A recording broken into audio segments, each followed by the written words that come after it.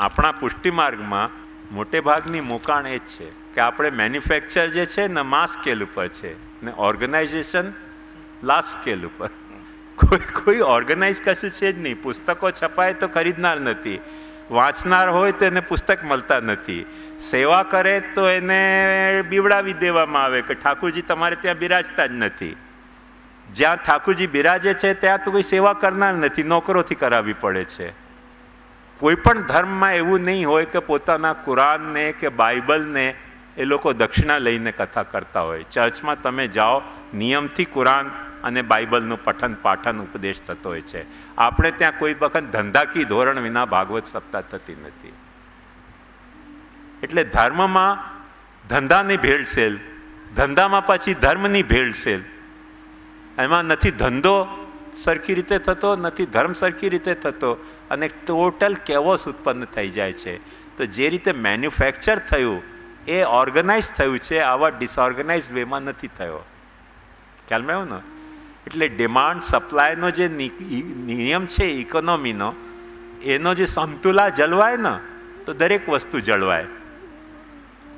એક વાત સમજો, જૂના જમાનામાં પાણીની અછત શા માટે નહોતી? દરેક વ્યક્તિ એટલો પાણી વાપરતો હતો જેટલો પાણી એને જરૂરી હોય. આજે દરેક વ્યક્તિ એટલો પાણી વાપરે છે બિનજરૂરી કે જેટલો ખરેખર એને જરૂરી નથી. હવે એક વ્યક્તિ વાપરે તો પછી બીજો વ્યક્તિ વાપરે, પછી ત્રીજો વ્યક્તિ વાપરે, પછી ચોથો વ્યક્તિ વાપરે. પછી ભાગવત સપ્તાહ આપણે કરીએ તો કિરીટભાઈ છોડી દેશે તમને? એ કરશે. આપણે જો વલ્લભનંદન બનશું તો એ વલ્લભનંદન બની જશે. તમે પુરુષોત્તમ બનશો તો એ પણ પુરુષોત્તમ બની જશે. રહસ્ય તો બધાને કોમન છે ને. તમે જે રહસ્યના નેજા હેઠળ તમારી જાતને બચાવવા માંગો છો એ બહાનો બીજાએ કાઢી લેશે. પછી આપણને મિર્ચી લાગે કે તમે ક્યાંથી આવી ગયા, આ તો અમારી મોનોપોલી હતી. અરે ભાઈ, કોઈની મોનોપોલી દુનિયામાં રહી નથી ને કોઈની રહેવાની નથી. ભાગી જશે બધી મોનોપોલી. એટલે બાળકોએ અનાપ શનાપ બ્રહ્મ સંબંધ આપ્યા, એ રહસ્ય ફૂટી ગયો. કિરીટભાઈ પણ બ્રહ્મ સંબંધ આપે છે. હવે આપણે કહીએ કે ના, એ ના આપી શકે, તો પછી તો પ્રશ્ન ઉભો થશે ને કે તો બ્રહ્મ સંબંધ આપવાનો સિદ્ધાંત શું? સિદ્ધાંત શું છે? કૃષ્ણ સેવા પરમ વિક્ષેદંબાધિ રહિતમ નરમ. ત્યાં પાછા બાળકો પીછેટ કરે છે કે ના, એ લક્ષણ અમારી બાબતમાં નહીં વિચારવાના, એ તો મહાપ્રભુજીની બાબતમાં. તો રાયના ભાવ રાતે ગયા. તો તમે કૃષ્ણ સેવા પર પણ ન હો, ભાગવત તત્વજ્ઞ ન હો. ભાગવત તત્વગીતા કેવી? કથા કરવાની, ભાગવતને જાણવાની નહીં, પોથી સામે ધરવાની અને કથા સ્ટાર્ટ કરવાની. જે કથા ચાલતી હોય તે ચાલવા દો.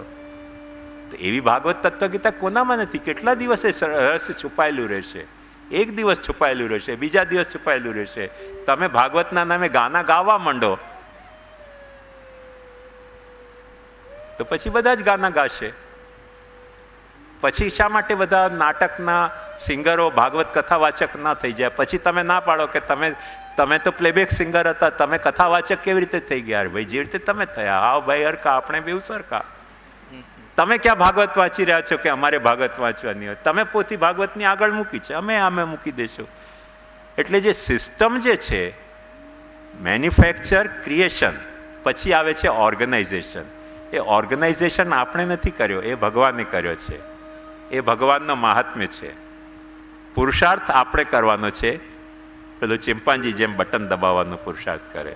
અને પુરુષાર્થ શેમાં રહેલો છે કે ધર્મ, અર્થ, કામ, મોક્ષની સમતા, સપ્રમાણતા, એકબીજાની અપરસ્પર અપહારકતા વિના એનું અનુષ્ઠાન કરવો. તેનું નામ ધર્માર્થ કામ મોક્ષનું સમ્યક અનુષ્ઠાન.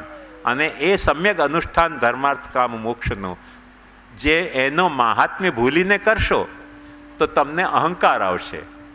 અહંકાર આવવામાં એ કાંઈ વાંધો નથી. પછી શું થાય? તમને અહંકાર આવશે, એ રહસ્ય છુપાયો કેટલા દિવસ રહેશે? મને ખબર પડશે. પછી મને ખબર પડશે કે ભાઈ એ અહંકાર કરે છે ને એમના અહંકારથી બધા લોકો એમને પૂજવા માંડી ગયા. ઉચીન તો તમે દાવો કરી દો કે અમે પુરુષોત્તમ સાક્ષાત. અહંકાર આવી ગયો ને તમને, જેમ વાસુદેવ પૌંડરકને અહંકાર આવી ગયો. હવે એ વાસુદેવ પૌંડરકને જ્યારે અહંકાર આવ્યો એણે 2 હાથ હતા તો એ 2 હાથ આર્ટિફિશિયલ લગાવીને વાસુદેવ થઈ ગયો. હવે એ જો પૂજાય પછી બધાને રહસ્ય ખબર પડે ને કે ભાઈ એ પૂજાય તો આપણે શા માટે બધા લઈ ગયા ને અમે શા માટે રહી ગયા? તો બીજે 2ના ઠેકાણે લોકો 4ના ઠેકાણે 8 હાથ લગાવશે કે પેલાને તો 4 જ હાથ હતા, અમને 8 હાથ છે, હવે આવ કરો મુકાબલો.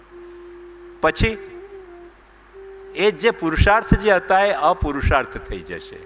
કેમ કે પુરુષાર્થતા કોઈ સિસ્ટમને તહેત છે. સિસ્ટમ ભાંગી તો ન પુરુષ રહી જશે ને એના માટે કંઈક અર્થ રહી જશે. પ્રયત્ન જામનગર વાળા હરિરાયજીએ બહુ સરસ એક ગીત બનાવ્યું છે કે જિંદગી એક વસવસાનું નામ છે, પુરુષાર્થ એળે જાય તો બેકાર છે આ જિંદગી. તો પુરુષાર્થ એળે ગયો તો બેકાર છે આ જિંદગી. તો પુરુષાર્થ એળે ગયો કેમ કે આપણે પુરુષાર્થ કરી રહ્યા છે જેવી જાતનું, એવી જાતનું પુરુષાર્થ કિરીટભાઈ પણ કરી રહ્યા છે. હવે પછી બેકાર જશે આપણો પુરુષાર્થ. કેમ કે તમે જ મનોરથ કરાવી શકો, બીજા ન કરાવી શકે એવું તો નથી ને. હવે 56 ભોગ જે છે દેવીના ત્યાં થાય છે. હવે દિવાળી ને અન્નકૂટ હનુમાનજીને પણ થાય છે. હું દિલ્હીમાં ગયો, બહુ સુંદર વાત બતાવું. રાતના 12:30-1 વાગે મોટી લાઈન, 1000 માણસોની, ડિસેમ્બર મહિનામાં. હું નર્વસ થઈ ગયો કે આટલા મોટી લાઈન રાતના. તેમણે કહ્યું આ ભૈરવજીના ભગત છે. મન થયું કે આપણા માર્ગ કરતા તો ભૈરવજીના ભગતો સારા, કે ઠંડ એટલી ટાળ ચીલી કોલ્ડ હોય એમાં આટલી લાઈનમાં ઊભા રહે દર્શન કરવા માટે. પછી મંદિરમાં જઈને ઇન્ક્વાયરી કરી ત્યારે ખબર પડ્યું કે દર્શનની લાઈન નહોતી, ભૈરવજીનો પ્રસાદ દારૂ તે મળે તેની લાઈન હતી રાતના. પુરુષાર્થ એળે જાય તો બેકાર છે આ જિંદગી. મફતમાં દારૂ મળતી એ કોણ ના પીવે? આપણે ત્યાં દરેક વસ્તુ મફતમાં મળે છે. થોડીક કથા કરો તો તમે કથા વ્યાસ થઈ ગયા, થોડાક દર્શન ખોલો તો તમે પરમ પૂજ્ય જગતગુરુ થઈ જાઓ, મનોરથો ખોલો તો એ પુરુષાર્થ પછી તમે કરો એવું બીજા પણ કરશે ને, બીજા કરશે પછી ત્રીજો કરશે. આવી ખ્યાલમાં પૂનામાં ચર્ચના પાદરીઓ તૈયાર કરવાની સંસ્થા છે. એના અધ્યક્ષ અધિક માસમાં અમારે મુંબઈ આવ્યા દર્શન કરવા, અને એમને પારણા ના નંદ મહોત્સવ જોયા તો એ તો હતપ્રભ થઈ ગયા. તેમણે લેખ લખ્યો છે કે આ ક્રિશ્ચનો બધા આપણે બેવકૂફ છીએ કે હિન્દુસ્તાનમાં ક્રાઇસ્ટને ક્રોસ ગાઈને રડીને ક્રિશ્ચિયાનિટીનો પ્રચાર કરવા માગે છે. મેરી અને જે એનો ફાધર કોણ હતો, જોસેફ ને બેસાવ અને ક્રાઇસ્ટને પારણામાં ઝુલાવ અને મેરી ઘેર આનંદ ભયો, જય જોસેફ લાલ કી, હાથી દિયે ઘોડા દિયે ઓર દિયે પાલકી કરો, બધા ક્રિશ્ચન થઈ જશે એમ એણે લખ્યો લેખ. કેમ કે એને હતપ્રભ થઈ ગયો કે આટલો બધો જોશ લોકોમાં.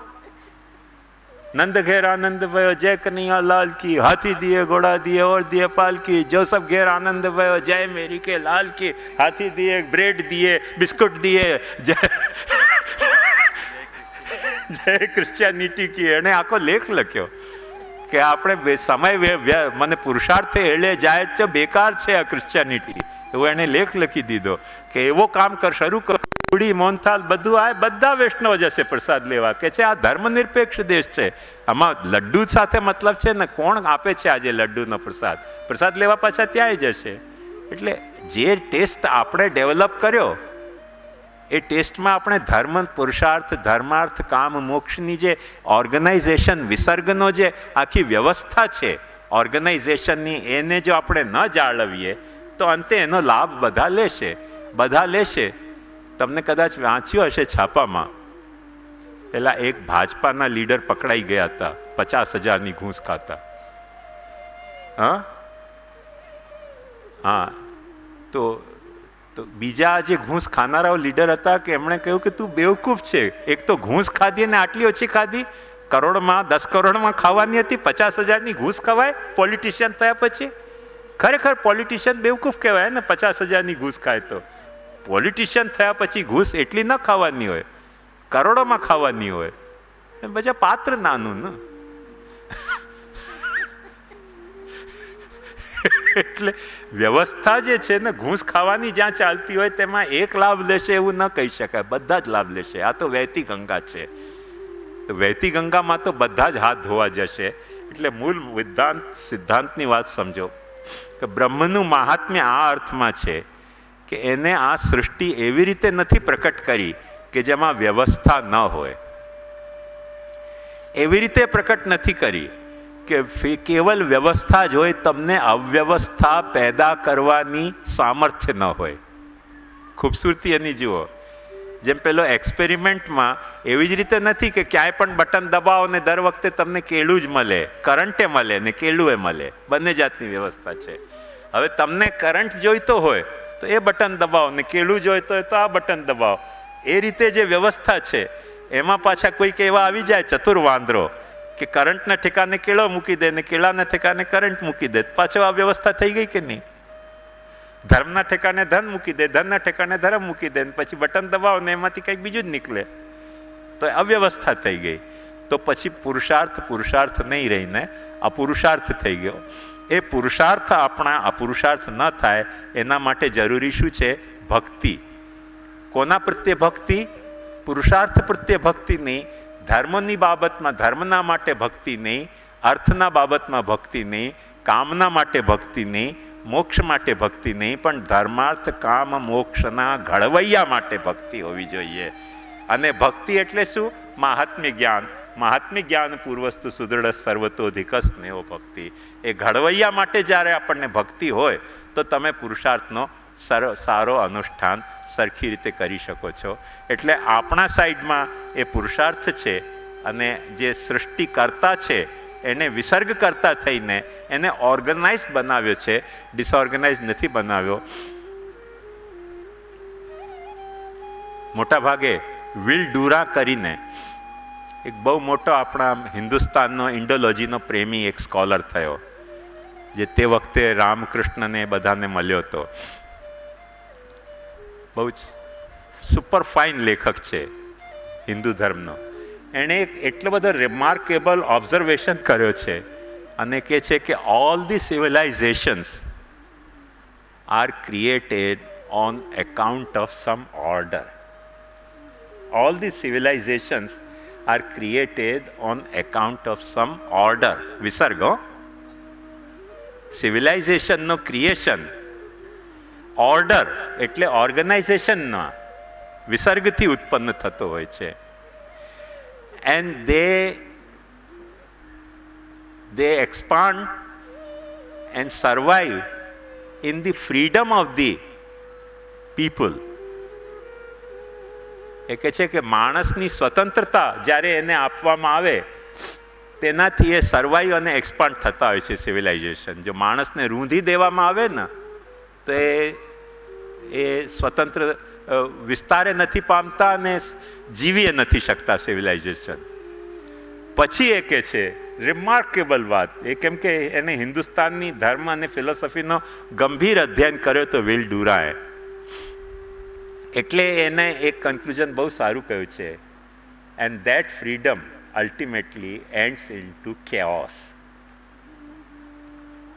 ફેન્ટાસ્ટિક સ્ટેટમેન્ટ છે. ઓલ ધી સિવિલાઇઝેશન્સ એ કહે છે કે ઓર્ડરમાંથી ક્રિએટ થાય છે, ફ્રીડમમાં રિટેન થાય છે. યતો વાયમાની ભૂતાની જાયંતે યે ન જાતાની જીવંતી યત પ્રયંતી અભિષમ વિસંતી. એ જે ફ્રીડમ છે એને કારણે અલ્ટિમેટલી કેવોસ થાય છે, અને કેવોસના કારણે દરેક સિવિલાઇઝેશન ખતમ થઈ જાય છે. પછી મુઘલ સિવિલાઇઝેશન હોય કે ચૌલ સિવિલાઇઝેશન હોય કે પુષ્ટિ સિવિલાઇઝેશન હોય કે મર્યાદા સિવિલાઇઝેશન હોય કે પ્રવાહ સિવિલાઇઝેશન હોય કે બ્રિટિશ સિવિલાઇઝેશન હોય, જે પણ સિવિલાઇઝેશન ઉત્પન્ન થાય છે ઓર્ડરમાંથી ઉત્પન્ન થાય છે, મેન્ટેન થાય છે, એક્સપાન્ડ થાય છે, સર્વાઈવ થાય છે. એ લોકો જે સિવિલિયન્સ છે એમની ફ્રીડમમાંથી, અને એ ફ્રીડમમાં અલ્ટિમેટલી એમને કેવોસ તરફ લઈ જતી હોય છે. એટલે બ્રહ્મા વિષ્ણુ શિવ એ ત્રણેયની લીલા કન્ટિન્યુઅસ ચાલી રહી છે. એ ભાવથી ઇન્સ્પાયર થઈને એને ધી વર્લ્ડ ફિલોસોફીની ભૂમિકામાં જ મોટે ભાગે આ લખ્યું છે. તો એક્સિલન્ટ સ્ટેટમેન્ટ છે. This is how the world is. તો એક વાત સમજો કે આપણને ફ્રીડમ છે, જે વિસર્ગ ઉત્પન્ન થયો એને વિસર્ગને વિસર્ગ રહેવા દેવાની, એના મહાત્મ્યને સ્વીકારીને અને એના મહાત્મ્યને જાણવાની પરવા રાખ્યા વિના, એની એના આનંદની બાબતમાં રતિ રાખ્યા વિના અમે અમારા પુરુષાર્થથી જે કરશું તે કરશું, એ અહંકારથી કરેલો ધર્મ, અહંકારથી કરેલો અર્થ પુરુષાર્થ, અહંકારથી કરેલો કામ પુરુષાર્થ, અહંકારથી કરેલો મોક્ષ પુરુષાર્થ માટે પણ ભાગવત છેલ્તે એમ જ કહે છે કે તૈયસ્ત ભાવાદ અવિશુદ્ધ બુદ્ધય આરુહ્ય કૃચ્છ્રેણ પરમ પદંતદો પતંત્યધો નાદૃશ યુષ્મદંગ્રય. તો બહુ મુક્ત થઈ ગયા, મુક્ત થઈને ઉપર ગયા, અને પણ અહંકાર ત્યાં જઈને પાછો થયો મુક્ત થયા પછી. કેમ કે અહમ બ્રહ્માસ્મિ કહેવાથી મુક્ત થવાય, વાત સાચી છે, પણ એ ફ્રીડમ જે છે ને કે અહમને તમે બ્રહ્મ તરીકે જુઓ, એ ફ્રીડમ તમને આપણને ચાન્સ એવોઇડ કરે છે ને કે બ્રહ્મને, અહમને બ્રહ્મ તરીકે જુઓ એના કરતા બ્રહ્મને અહમ તરીકે જોતા થઈ જાઓ કે અલ્યા તું કોણ, એ તો હું જ.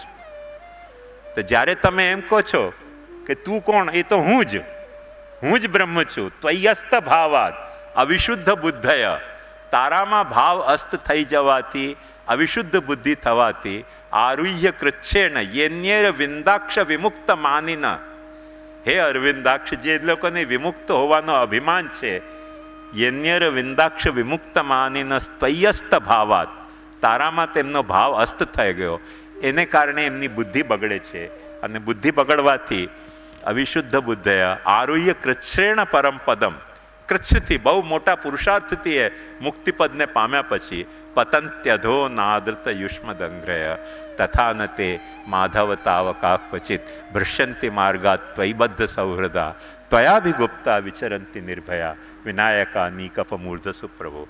એ આખો એક સિસ્ટમ સમજાવી છે કે ધર્મ આપણને કરવો છે, અર્થ પુરુષાર્થ આપણે કરવો છે, કામ પુરુષાર્થ આપણે કરવો છે, મોક્ષ પુરુષાર્થ આપણે કરવો છે, એકબીજાને કેન્સલ કરીને નહીં. કેમ કે કેન્સલ જ્યારે કરશો તે વખતે કાં તો તમારામાં અહંકાર વધી ગયો છે, કાં તમારામાં કામ વધી ગયો છે. કેન્સલેશનનો એ પ્રસંગ ત્યારે જ આવે છે બીજા પુરુષાર્થોને કે જ્યારે આપણામાં કામ વધી જાય, એટલે અર્થકામતા વધી ગઈ તો ધર્મને કેન્સલ કરો, જે પુષ્ટિ માર્ગનો કેસ છે. કામતા વધી ગઈ તો અર્થને કેન્સલ કરો. કેવી રીતે? આટલું બધું કમાઓ કે તમે ભોગવી જ ન શકો ને મરી જાઓ. બાપુજી બધું જમા કરીને ગયા પણ ભોગવી કાંઈ ન શક્યા, એ કામતા વધી ગઈ. તે કામતા વધી જાય કે ધર્મ કામતા વધી જાય કે મોક્ષ કામતા વધી જાય, એ કાં તો કામને કારણે વધતી હોય છે, કાં તો અહંકારને કારણે વધતી હોય છે. તો કામ અને અહંકાર એ જ નાશક તત્વ છે. તેથી જ રુદ્રને આપણે ત્યાં અહંકાર કહેવામાં આવ્યો છે કે રુદ્ર એમને એમ નાશ નથી કરતો. રુદ્રને કોઈક વસ્તુનો નાશ કરવો હોય ને તો તમારા ભીતર અહંકાર ઉત્પન્ન કરે. પછી તમે ધર્મ કરો કે અર્થ કરો કે કામ કરો કે મોક્ષ કરો, તમે અહંકારથી કરશો, પછી રુદ્રને તમને મારવા અને ત્રિશુલ લઈને મારવા આવવાની જરૂરત ન પડે. તમારો જે અહંકાર છે તમને મારી દે. ભાગવત એને એમ નહીં કહે કે તમે અહંકારથી તમે માર્યા ગયા. ભાગવત એમ કહેશે કે રુદ્રે તમારી સંહાર લીલા કરી. કેમ કે ભાગવત દરેક વાતમાં લીલા જોવાનો અભિગમ કેળવવા માગે છે કે આ રુદ્રની લીલા પ્રકટ થઈ અહીંયા, કે પણ એ અહંકાર પ્રકટ કરીને, એ બધા અહંકારથી. તો એમાં રુદ્રને સાક્ષાત ત્રિશુલ ભોંકવા આવવાની જરૂરત નથી પડતી, એ અહંકારને રુદ્રરૂપ માનવામાં આવ્યો છે. એક્ઝેક્ટ એ જ રીતે કામ જે છે એને કારણે પણ ધર્મ કામ મોક્ષની વ્યવસ્થા બગડતી હોય છે. એ વસ્તુ આખી ભગવાન મહાત્મ્ય સમજો ને, કામનો એન્ટીડોઝ ભક્તિ છે. આજે આપણે ભક્તિને કામાત્મિકા મનોરથના ટર્મમાં ગણી રહ્યા છે, પણ એકચ્યુઅલી કામનો એન્ટીડોઝ ભક્તિ છે. ભક્તિ કામાત્મિકા નથી, ભક્તિ રત્યાત્મિકા છે. ભક્તિ ભોગાત્મિકા નથી, ભક્તિ વિનિયોગાત્મિકા છે. કામ જે છે તે ભોગાત્મક હોય છે અને રતિ જે છે એ વિનિયોગાત્મક હોય છે. ભક્તિ કામાત્મિકા નથી હોતી, ભક્તિ વિનિયોગાત્મિકા હોય છે, તેથી રત્યાત્મિકા હોય છે. જેથી જ્યારે કામ તમારે વધે એટલે ભક્તિ નાશ પામે, કામથી ભક્તિ નાશ પામે છે અને અહંકારથી તમારો તપ નાશ પામે છે. ધર્મ પુરુષાર્થનો જે તપ છે તમારો એ નાશ પામે છે. એટલે મોટે ભાગે જ્યાં પણ આ ભાગવત કથાઓ જોશો ત્યાં ક્યાંક ને ક્યાંય પણ નાશ થયો તો કામેશ ક્રોધેશ રજોગુણ સમુદ્ભવ મહાશનો મહાપાપમાં વિધ્યૈ મિહ વૈરિણમ તેમ જે કહેવામાં આવ્યું છે એ જ સિસ્ટમ આખી એડોપ્ટ કરીને ભગવાને સમજાવ્યું છે. એ જ સિસ્ટમ સમજાવવા માટે ભગવાન ત્યાં એમ કહે છે કે ઉત્પત્તિ સ્થિતિ અને લય એ પ્રકૃતિના સાત્વિક રાજસ તામસ ગુણથી પ્રકટ થાય છે.